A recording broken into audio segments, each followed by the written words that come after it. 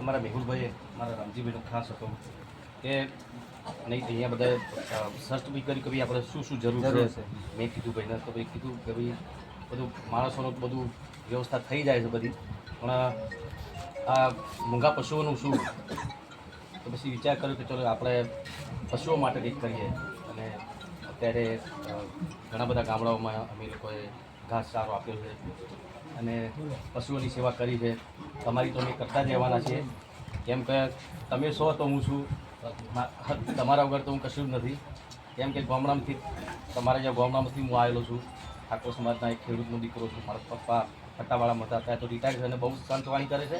અને રામદેવ પીરની અખંડ જ્યોત અમારા ઘરમાં છે વર્ષોથી. આજે દર્શન પણ થઈ ગયા રામદેવ પીરના.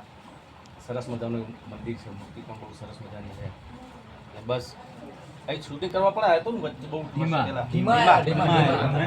હા, હું અહીંથી નીકળ્યો, મને લાગ્યું કે આટલા ક્યાંક શૂટિંગ કરેલું. બસ આવો નવો પ્રેમ તમારા બધાના આશીર્વાદ આપતા રહેજો. બીજું તો શું કહું. જય નકળાનું જય.